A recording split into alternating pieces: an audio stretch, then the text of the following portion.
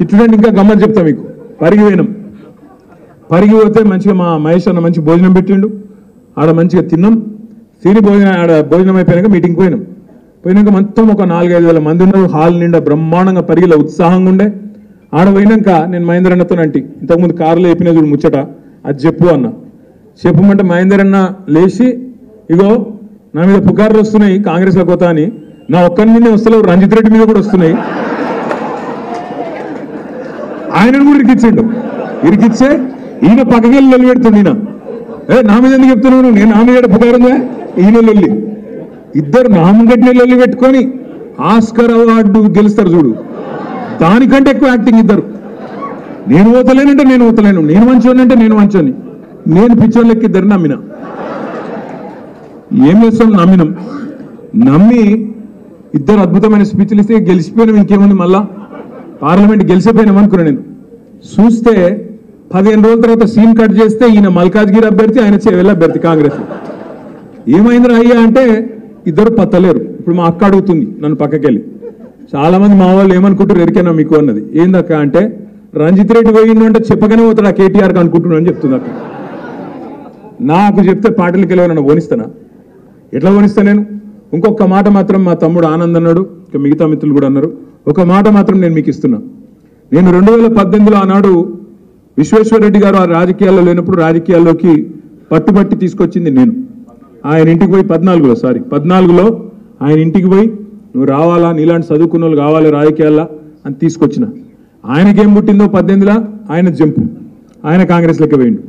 ఆ రోజు మళ్ళీ చెప్పిన, నువ్వు ఇలా కాంగ్రెస్లో కూతున్నావు, చేవెళ్ళ ప్రజల చైతన్యాన్ని తక్కువ అంచనా ఇస్తున్నావు, ఓడిపోతావు, నువ్వు రాసి పెట్టుకో అని చెప్పిన. ఓడగొట్టి ఆ రోజు మీరే గట్టిగా బుద్ధి చెప్పి ఆనాడు విశ్వేశ్వరరెడ్డిని ఇంట్లో కూర్చోబెట్టిండ్రు.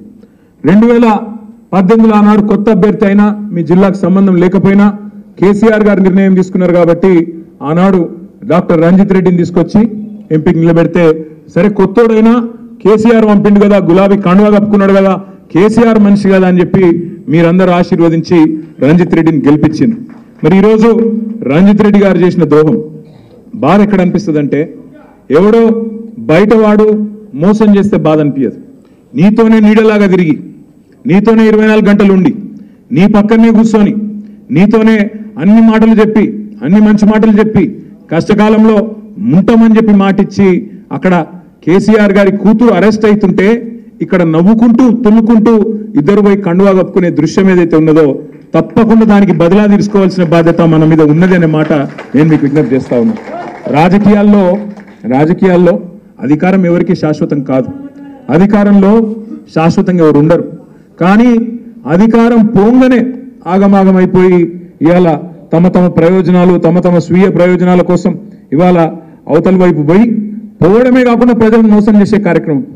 ఆయన మొన్న రంజిత్ రెడ్డి ఒక సోషల్ మీడియాలో ఒక పోస్ట్ పెట్టిండు. చందన్ వెల్లినట రంజిత్ రెడ్డి మొత్తం పరిశ్రమలు తెచ్చిండట, యాదయ్య గారి సహకారం లేదట, యాదయ్య గారిది ఏం లేదట, మా తమ్ముడు అవినాష్ రెడ్డిది ఏం లేదట, మొత్తం రంజిత్ రెడ్డి పట్టుకొచ్చి అక్కడ పరిశ్రమలన్నింటినీ పెట్టించిన అని చెప్పి సోషల్ మీడియాలో చెప్పుకుంటా ఉన్నాడు. ఇంతకంటే సిగ్గుచేటు ఇంకోటి ఉంటుందా? దయచేసి మీరు ఆలోచించాలని కోరుతా ఉన్నా. ఇంకొక మాట కూడా నేను మీకు విజ్ఞప్తి చేస్తా ఉన్నా. ఆనంద్ చెప్పిన మాట ఏదైతే ఉందో, మళ్ళీ రేపు వచ్చి ఇదే పట్నం మహేందర్ రెడ్డి, ఇదే రంజిత్ రెడ్డి వచ్చి కేసీఆర్ గారి కాళ్ళు పట్టుకున్న మళ్ళా పార్టీలోకి రానియము అనే మాట కూడా నేను ఈ సందర్భంగా మీకు విజ్ఞప్తి చేస్తా ఉన్నా. వాళ్ళకు తప్పకుండా బుద్ధి చెప్పవలసిన బాధ్యత మన మీద ఉన్నది. వచ్చి కేసీఆర్ కాళ్ళు పట్టుకున్న మళ్ళీ అధికారంలోకి వచ్చినాక వాళ్ళని మాత్రం మళ్ళీ రానిచ్చే ప్రసక్తే లేదనే మాట కూడా నేను మీకు విజ్ఞప్తి చేస్తా ఉన్నా. ఇంకొక మాట కూడా నేను మీకు హామీ ఇస్తా ఉన్నా. ఇవాళ మా అన్న జ్ఞానేశ్వర్ అన్న ఇవాళ పార్టీ కష్టకాలం ఉన్నప్పుడు ముందుకొచ్చి, అన్న నేనున్నా, మీరు అవకాశం ఇస్తే నేను నిలబెడతాను ముందుకొచ్చిన ఒక ధీరోదత్తమైన నాయకుడు ఇవాళ మన జ్ఞానేశ్వర్ అన్న. దీపాదాస్ మున్షి గారు, వారితో పాటు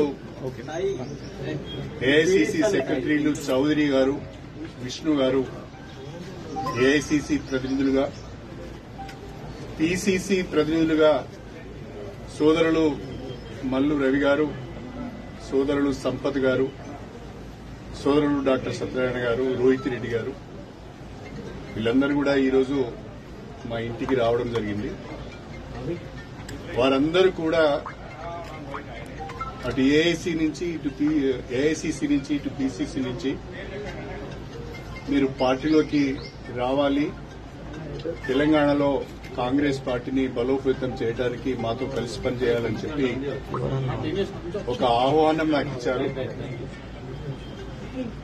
నేను నా శ్రేయోభిలాషులు, నాతో ఇన్ని రోజులు కలిసి ప్రయాణం చేసిన కార్యకర్తలు వాళ్ళందరితో కూడా మాట్లాడి త్వరలోనే నా నిర్ణయాన్ని చెప్తానని చెప్పి పెద్దలు దాస్ మున్షి గారికి తెలియజేయడం జరిగింది. In a day or two I will take a decision after consulting my followers and after consulting my well-wishers and my workers. నేను